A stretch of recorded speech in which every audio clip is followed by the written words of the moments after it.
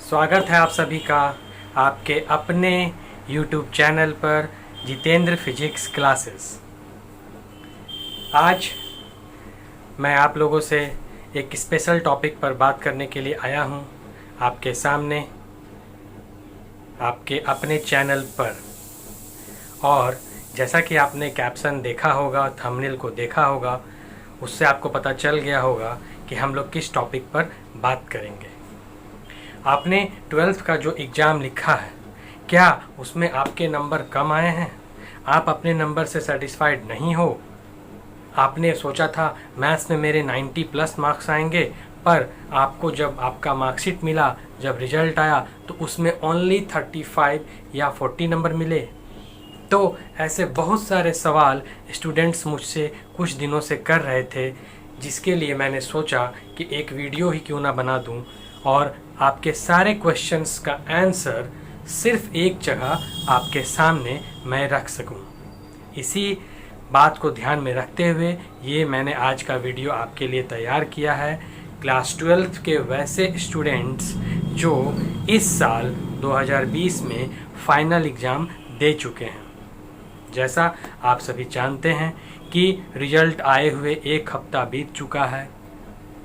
सबसे पहले तो मैं अपने सभी स्टूडेंट्स को अपने तहे दिल से बहुत बहुत बधाई देना चाहता हूं, जिन्होंने बहुत अच्छा मार्क्स स्कोर किया, अपने घर का नाम, अपने माँ बाप का नाम, अपने कॉलेज का नाम और अपने शिक्षकों का नाम रोशन किया है।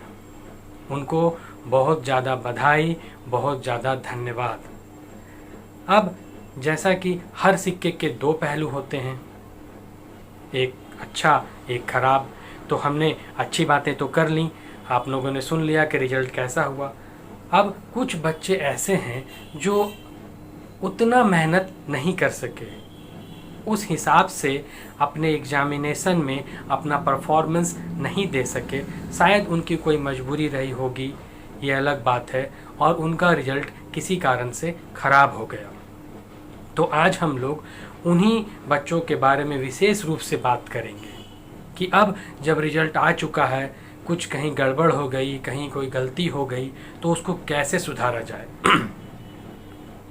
तो आज हम लोग जिन 3 टॉपिक पर बात करेंगे उनको आप ध्यान से सुन लें। सबसे पहला टॉपिक है रीचेक, स्क्रूटनी, जिसका फॉर्म अभी आया हुआ है। अप्लाई करने के बारे में मैं आपको बताऊंगा। दूसरा टॉपिक कंपार्टमेंटल एग्जाम, संपूरक परीक्षा। और तीसरा इम्प्रूवमेंट एग्जामिनेशन। हम सब अभी इस सेशन में बात करेंगे इन तीनों टॉपिक पर, तो आप वीडियो को बिल्कुल भी स्किप करने की गलती ना करें, कंटिन्यू वीडियो को वॉच करें। एक भी पोर्शन अगर आपसे मिस होता है तो आप किसी महत्वपूर्ण जानकारी को पाने से वंचित हो सकते हैं। तो आपसे मेरा रिक्वेस्ट है कि आप अगर मेरे चैनल पर नए आए हैं तो सबसे पहले चैनल को सब्सक्राइब कर लें। आपका चैनल है, मेरा और आपका परिवार है, इसको हमें आगे बढ़ाना है, इसको ग्रो करना है।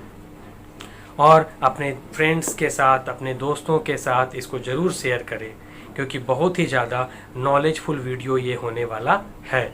आपके मन में जो सवाल रिजल्ट के बाद घूम रहे हैं, जिनका आंसर आपको सही ढंग से नहीं मिला अब तक, हो सकता है आपको किसी ने बताया हो, लेकिन अभी भी आपके मन में कुछ डाउट्स होंगे, तो मैं इस वीडियो में आपके सामने सारे डाउट्स को क्लियर कर दूंगा। तो उसके लिए आप इस वीडियो तक लास्ट तक बने रहें और इसको पूरा कंटिन्यूअस देखें। अब स्टार्ट करते हैं हम लोग आज के टॉपिक को। सबसे पहले बात करते हैं हम लोग कि अभी जो फॉर्म आया हुआ है जैक के द्वारा, उसको बोला गया है स्क्रूटनी रीचेक। क्या होता है इसमें? अभी मैंने आपको शुरू में एग्जांपल दिया। मान लीजिए आपने बहुत अच्छा पेपर दिया, लेकिन आपका कॉपी ठीक ढंग से चेक नहीं हुई, आपको फेल कर दिया गया, आपके मार्क्स बहुत ही कम आए, आपने जैसा सोचा था उससे बहुत ही कम आ गए, तो आपके पास ये राइट है कि आप अपने कॉपी को दोबारा रीचेक के लिए आवेदन दे सकते हैं। और यही मौका जैक के द्वारा, झारखंड एकेडमिक काउंसिल के द्वारा आपको दिया गया है। और याद रखें, आपको ये मौका दोबारा नहीं मिलेगा। बस इसी सेशन भर आप ये फैसिलिटी, इस सुविधा का उपयोग कर सकते हैं। अब बात उठती है कि कौन बच्चे, किस तरह के बच्चे कितने सब्जेक्ट में रीचेक, रीवैल्यूएशन के लिए अप्लाई कर सकते हैं, स्क्रूटनी के लिए अप्लाई कर सकते हैं। तो जो मैं क्वेश्चन बोलूँगा और आंसर भी दूंगा, आपके सारे क्वेश्चंस का जवाब इसी में मिल जाएगा। बस आप ध्यान से इसको देखिए। तो सबसे पहला क्वेश्चन ये है कि मैं कितने सब्जेक्ट में, कोई स्टूडेंट पूछ रहा है मैं कितने सब्जेक्ट में अपने कॉपी को रीचेक के लिए दे सकता हूँ। तो आपके पास 3 सब्जेक्ट का, मैक्सिमम 3 सब्जेक्ट के लिए आप अप्लाई कर सकते हैं। और ये बात ध्यान रखिएगा कि ये स्क्रूटनी में आपकी कॉपी को दोबारा इवैल्यूएट नहीं किया जाएगा। ये बहुत बड़ा कन्फ्यूजन स्टूडेंट्स के माइंड में रहता है, जिसको मैं दूर कर देता हूँ। आपके कॉपी को दोबारा रीएवैल्यूएट नहीं किया जाएगा। हाँ, अगर आपने कोई क्वेश्चन लिखा है और उसमें एग्जामिनर के द्वारा मार्क्स नहीं दिया गया, वो क्वेश्चन चेक नहीं हुआ, आंसर उसमें आपने लिखा है लेकिन उसको मार्क्स नहीं मिला, तो उसमें मार्क्स देकर आपके टोटल मार्क्स को बढ़ाया जाएगा। या आपने मार्क्स लाया 60 लेकिन गलती से मार्क्स फाइल में नंबर चढ़ाने के दौरान वो 60 के जगह 06 हो गया। तो इस तरह से ये जो गलतियां हुई हैं, इसको सुधारने का मौका जैक के द्वारा आपको दिया गया है। तो आप इस सुविधा का उपयोग ज़रूर करें। अभी एप्लीकेशन देने की जो डेट है वो है 1 अगस्त 2020 से लेकर 31 अगस्त 2020। और नोटिफिकेशन में ये भी कहा गया है कि पर सब्जेक्ट आपको 500 रुपीज़ ऑनलाइन पे करने होंगे। आपने अगर 2 सब्जेक्ट के लिए स्क्रूटनी का आवेदन दिया है तो आपको 1000 रुपये देने पड़ेंगे। आप अगर एक ही सब्जेक्ट का देना चाहते हैं तो आप 500 रुपये देंगे। ठीक है, ये तो बात हो गई स्क्रूटनी की, कि स्क्रूटनी में आप किस तरह से कॉपी को रीचेक करवा सकते हैं। और इसका रिजल्ट मेरे ख्याल से, जहाँ तक मेरा अनुमान है, 2 महीने में आएगा। आज के डेट से 2 महीने बाद तक ये रिजल्ट आपके सामने आ जाएगा, क्योंकि 31 अगस्त तक तो लास्ट डेट है फॉर्म भरने की। उसके बाद 1 महीने जैक को प्रोसेस करने में ज़रूर लगेंगे, उसके में आपके रिजल्ट ये आ जाएगा सुधर कर। एक और बड़ा कन्फ्यूजन स्टूडेंट को ये रहता है कि क्या मैंने अभी जो मार्क्स प्राप्त किया है उससे कम हो जाएगा मार्क्स रीचेक के बाद। तो ये आप ध्यान से सुन लें, ऐसा नहीं होता है। आपने अगर सपोज दैट फिजिक्स के पेपर में 45 मार्क्स लाया और आप चाहते हैं कि मेरा 55 या 60 मार्क्स आता, आपने रीचेक के लिए दिया लेकिन आपका मार्क्स में कोई सुधार नहीं हुआ, तो आपका जो पहले का मार्क्स है 45 वो जस का तस रहेगा, उसमें कोई भी चेंजिंग नहीं होंगे। इस बात को आप ध्यान से समझ लें। और महत्वपूर्ण बात यह है कि अगर आप 100% श्योर हैं कि आपके मार्क्स बढ़ने चाहिए, तभी आप इसके लिए आवेदन करें। ठीक है, ये तो हो गई एक टॉपिक। अब इसके बाद बहुत सारे बच्चे मुझसे दूसरे सवाल के बारे में पूछ रहे हैं, कंपार्ट। ये बहुत ही इम्पोर्टेंट है। अब मान लीजिए किसी का रिजल्ट ख़राब हो गया, किसी कारणवश नंबर नहीं ठीक आया, और कंपार्ट वही बच्चे दे सकते हैं जिनका किसी भी सब्जेक्ट में क्रॉस लगा हो, यानी कि वो उस सब्जेक्ट में फेल हो चुके हैं, तो आप कंपार्ट एग्जामिनेशन दे सकते हैं। और मैक्सिमम 3 सब्जेक्ट में ही आप कंपार्ट एग्जामिनेशन में बैठ सकते हैं। और ये एग्जामिनेशन बहुत ही जल्द, मेरे ख्याल से अगस्त में तो नहीं, सितंबर महीने में ज़रूर हो जाएगी, क्योंकि ऑलरेडी इस कोरोना संकट के कारण सेशन डिले हो चुका है। और अभी जैक में बैठक हो रही है कि किस तरह से कंपार्ट एग्जामिनेशन को कंडक्ट किया जाए, या तो ऑनलाइन हो या ऑफलाइन हो। इन सब के बारे में डिटेल जानकारी जैसे ही मुझे प्राप्त होगी, मैं वीडियो के माध्यम से आप तक पहुंचाने का कोशिश करूंगा। इसके लिए आप बिल्कुल टेंशन फ्री रहें। तो कंपार्ट के बारे में आप समझ लीजिए। कंपार्ट में वैसे बच्चे अपीयर हो सकते हैं जिनका 1 या 2 या 3 सब्जेक्ट में क्रॉस लगा है। अगर किन्हीं का दुर्भाग्यवश ज़्यादा सब्जेक्ट में क्रॉस लग चुका है तो वो बिल्कुल ना घबराएं, वे अपनी अच्छी तैयारी के साथ, पूरी ईमानदारी के साथ अगले वर्ष के लिए तैयारी करें। और अगले वर्ष आने में ज़्यादा समय नहीं है, 6 और 8 महीने बचे हुए हैं, तुरंत फाइनल एग्जामिनेशंस की डेट आएंगी फरवरी में, तो आप उसमें अपीयर हो जाइएगा। अभी जिनको अपना 1 साल बचाना है, जिनका एक सब्जेक्ट में ही क्रॉस लगा है, वो चाहते हैं मैं इसी एकेडमिक सेशन में आगे बढ़ जाऊं, तो आप कंपार्टमेंट एग्जामिनेशन दे सकते हैं। इसके लिए फॉर्म जैसे ही आएगा मैं आपको तत्काल उसकी इन्फॉर्मेशन दूंगा।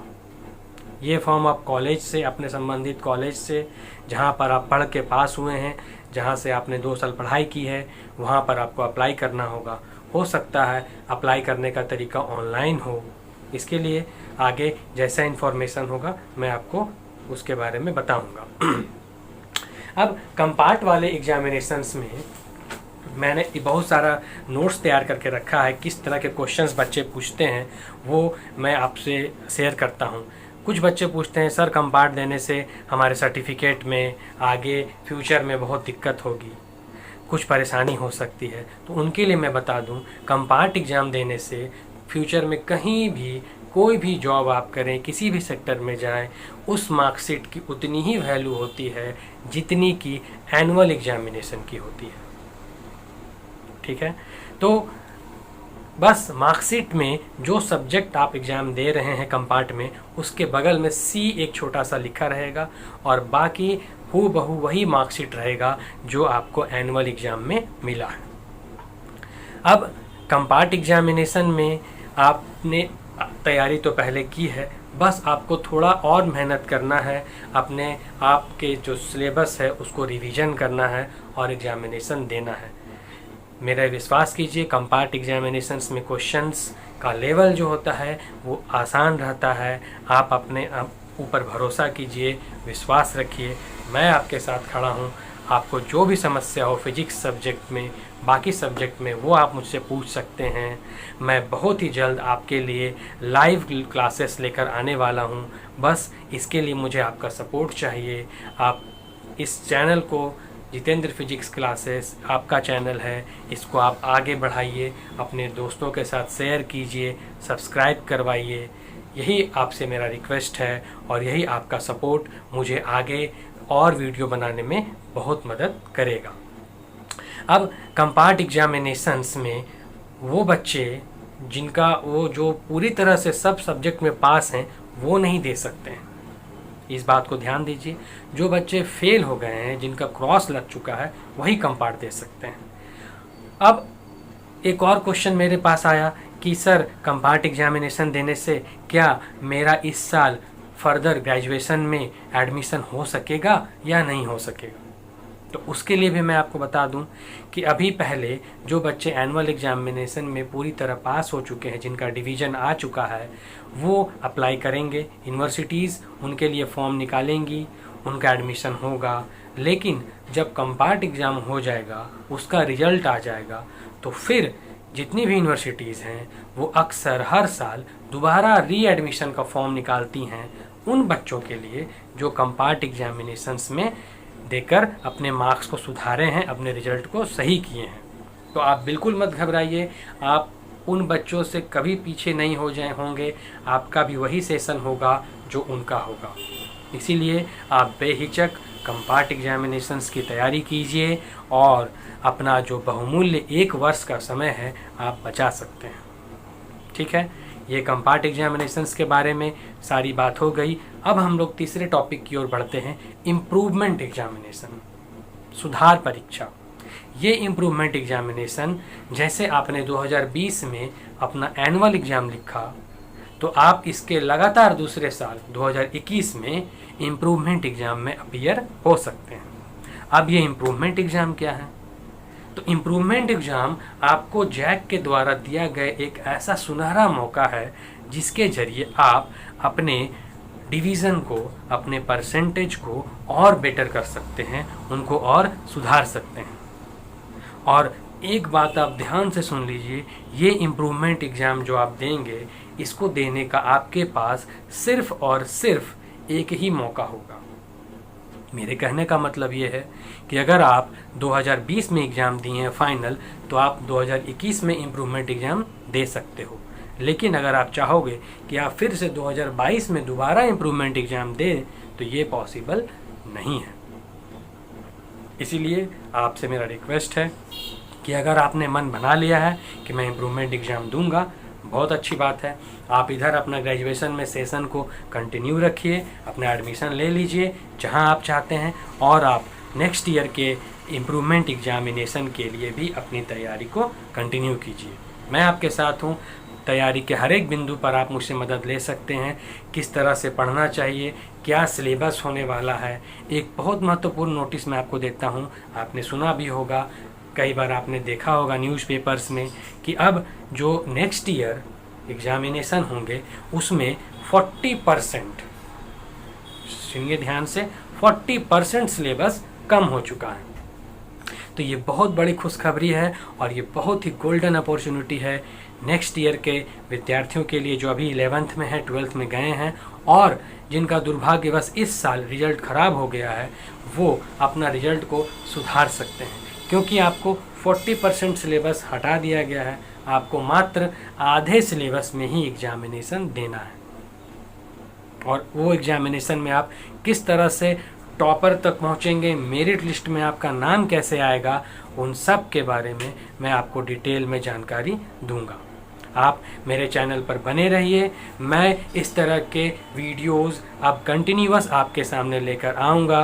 किस तरह से पढ़ाई करें, किस तरह से अपने पढ़े हुए चीज़ों को याद करें, किस तरह से हम अपने लिखावट को ठीक करें, एग्जामिनेशंस में कैसे ज़्यादा से ज़्यादा मार्क्स हम सिक्योर करें, इसके लिए आप मेरे साथ बने रहिए, मेरे कांटेक्ट में रहिए। आपको मैं पूरी तरह से मदद करने के लिए हमेशा खड़ा हूँ, तैयार हूँ। मैं आपके साथ हूँ। आप बिल्कुल कभी अपने आप को अकेला नहीं समझें। जो तकलीफ़ हो, जिस फिजिक्स में आपको जहाँ प्रॉब्लम हो, आप मुझसे बेहिचक पूछ सकते हैं। जो क्वेश्चंस आपसे नहीं सॉल्व हो रहे हैं आप मुझे बता सकते हैं। मैं आपको सारा सॉल्यूशंस, सारे हेल्प के लिए हमेशा खड़ा हूँ, क्योंकि एक टीचर का, एक शिक्षक का सबसे बड़ा कर्तव्य, सबसे बड़ा ड्यूटी होता है अपने स्टूडेंट के साथ खड़े रहना, अपने स्टूडेंट की हर संभव मदद करना और उसको प्रगति के पथ पर सबसे आगे बढ़ाना। ठीक है, तो मेरा विश्वास है आपको मेरा आज का ये वीडियो पसंद आया होगा। आप इन सब के अलावा और जो भी टॉपिक पर वीडियो मुझसे चाहते हैं, आप कमेंट बॉक्स में मुझे लिखें। मैं आपके लिए तैयार हूँ। आप हमेशा, आपसे जो प्रॉब्लम हो आप मुझसे पूछ सकते हैं। बस मन में ये लक्ष्य रहना है कि नेक्स्ट ईयर मुझे टॉपर बनना है, टॉपर लिस्ट में जाना है, मेरिट लिस्ट में मेरा नाम होना चाहिए, न्यूज़पेपर में मेरा फ़ोटो छपना चाहिए और मुझे अपने माँ बाप का नाम रोशन करना है। इस तरह से आज हम लोगों ने वीडियोस में बात किया। सबसे पहले किसके बारे में बात किया, आपको याद होगा। सबसे पहले हम लोगों ने आज जो रीचेक का फॉर्म निकला हुआ उसके बारे में बात किया। नेक्स्ट हम लोगों ने सेकंड टॉपिक बात किया, किस तरह से कंपार्टिंग एग्जामिनेशंस में हमें अपीयर होना है, कौन बच्चे कंपार्टमेंटल दे सकते हैं, कौन नहीं दे सकते हैं। और थर्ड हमने बात किया इम्प्रूवमेंट एग्जामिनेशन का। अब अगर मान लीजिए किसी बच्चे का कंपार्ट एग्जामिनेशन देने के बावजूद सेकंड डिवीज़न ही रहता है, नंबर कम आता है, तो वो क्या कर सकते हैं, वो फिर से इस साल कंपार्टमेंटल एग्ज़ाम दिए, नेक्स्ट ईयर फिर इम्प्रूवमेंट एग्ज़ाम दे दीजिए। इस तरह से आपका ये सिलसिलेवार ढंग से रिजल्ट बेहतर होता चला जाएगा। आप कंपार्टमेंट भी दे सकते हैं और इम्प्रूवमेंट एग्जामिनेशन भी दे सकते हैं, दोनों में आप अपीयर हो सकते हैं। ठीक है, इस तरह की जानकारी आप मुझसे हमेशा लेते रहिए। कमेंट में ज़रूर लिखिए कि आपको एक वीडियो कैसा लगा, किस तरह से आप इसमें और क्या इम्प्रूवमेंट चाहते हैं, कौन से टॉपिक्स पर आप और वीडियो चाहते हैं, ये मुझे कमेंट में लिखिए। आपके कमेंट्स का मुझे बेसब्री से इंतज़ार है। तो आज के वीडियो को हम यहीं समाप्त करेंगे। जो विद्यार्थी 12th में पास हो चुके हैं उनके लिए आगे कैरियर की क्या संभावनाएं हैं, किस किस फील्ड में वो जा सकते हैं, इसके लिए भी मैं नेक्स्ट बहुत ही जल्द एक वीडियो तैयार कर रहा हूं कि आप इंजीनियरिंग और मेडिकल, यही 2 लाइन नहीं है, इसके अलावा और बहुत सारे लाइंस में आप जा सकते हैं, अपने कैरियर को बना सकते हैं। तो वो कौन कौन से लाइन हैं, कब एडमिशन्स होते हैं, इन सब की जानकारी मैं आपको समय समय पर देता रहूँगा। तो आज का वीडियो हम लोग यहीं समाप्त करेंगे। आशा आपको वीडियो ज़रूर पसंद आया होगा। आप प्लीज़ इस चैनल को सब्सक्राइब करें और अपने दोस्तों के साथ, अपने फ्रेंड्स के साथ शेयर करें।